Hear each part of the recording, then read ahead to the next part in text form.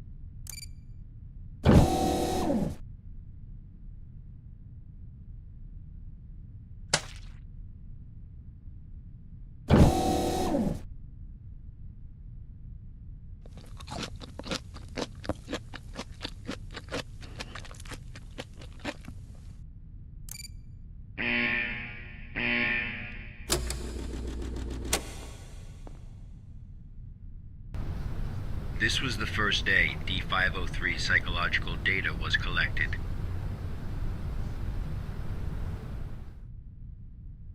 You're probably wondering, how can this job earn freedom for a death row inmate?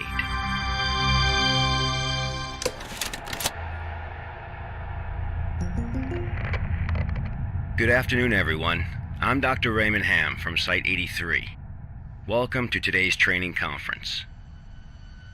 Today, I'm going to share with you a little project I've been working on called SCP-7457. The desert you saw just now is SCP-7457. D-503 is a volunteer who we invited to help us learn more about this desert.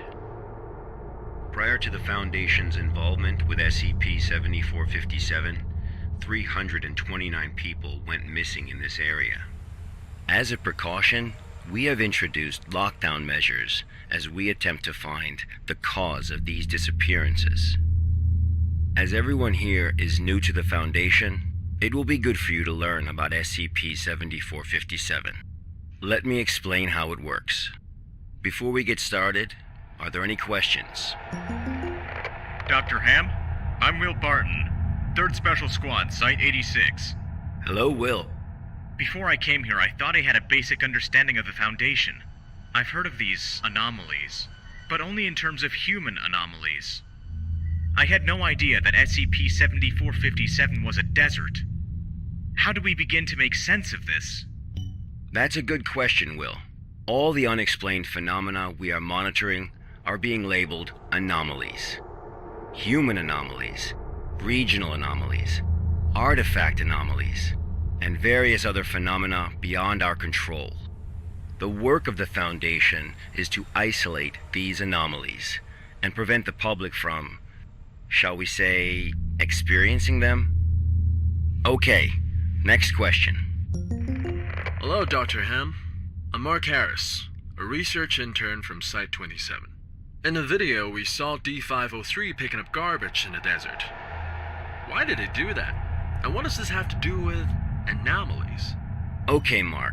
What I can tell you now is that everything you see is part of SCP-7457.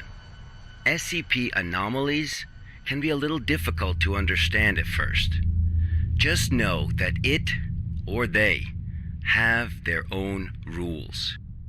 Perhaps you'll understand what I mean once we finish watching the video. Okay, let's move on.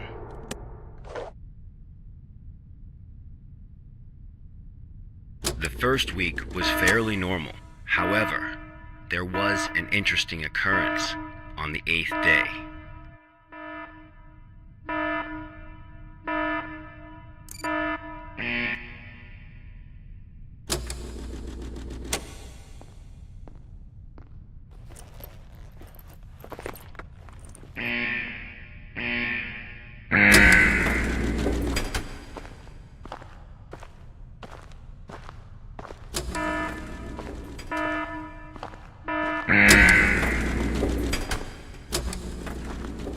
Let's have a look at what happened.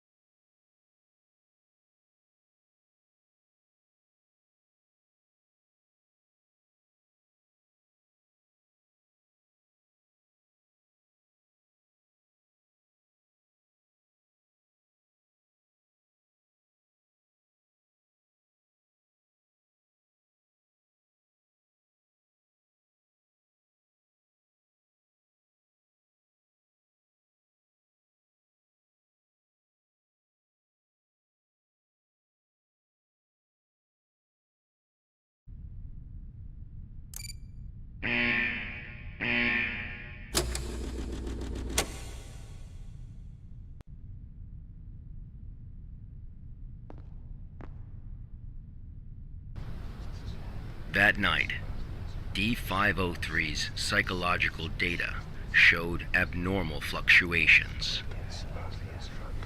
Analysis tells us that D503 is dreaming.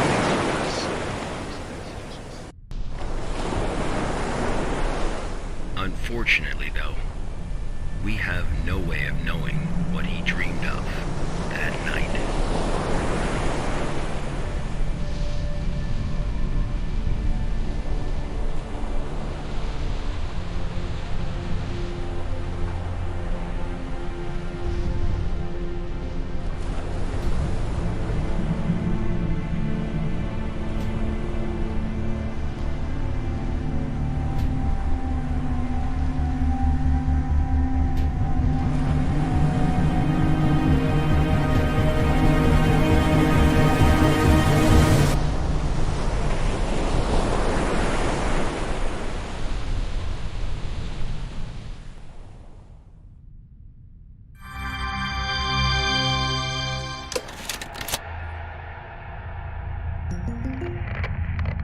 The 8th day marked a significant turning point, the start of SCP-7457's impact on D503.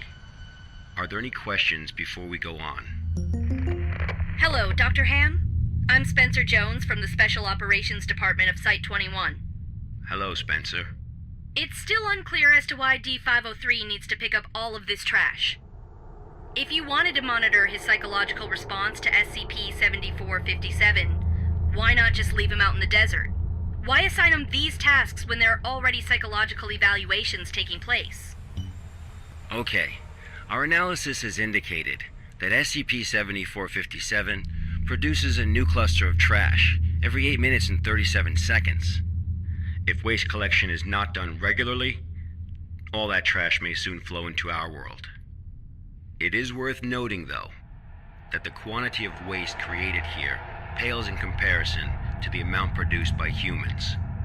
However, it still has the potential to become a significant problem in the future. By assigning these tasks to D503, we can monitor his reactions while also containing the trash. There is another reason, but we will get to that one later. Is it not the case that the Foundation is exaggerating the importance of a minor issue before the issue is fully understood? Okay, everyone. I must emphasize that behind us is the general public, who are wholly unaware of any of this. Being meticulous and maintaining a serious attitude is essential at the SCP Foundation. Any oversight or underestimation of the enemy may result in disaster. Thank you, Dr. Ham. I understand. Good. Let's move on. The effects of SCP-7457 on D503 became most obvious on day 15 of the test. Due to the conditions that day, we were only able to track his movements after recovering data from his radar. It was definitely a bad day, perhaps the worst, even for a death row inmate.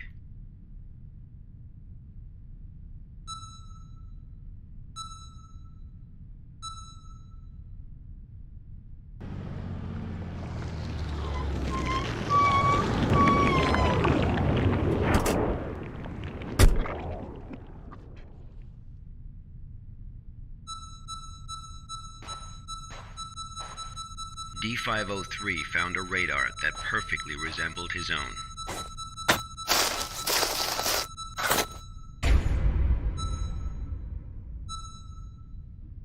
However, D503 didn't seem to think much of it.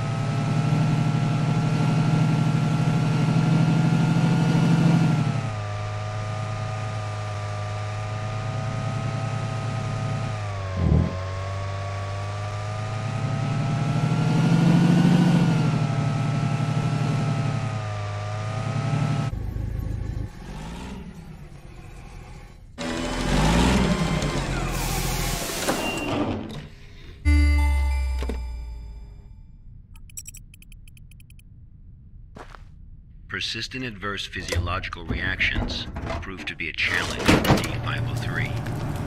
He still managed to complete his work on day 15.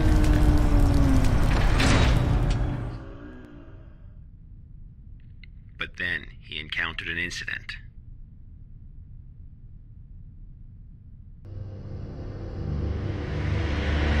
A sandstorm.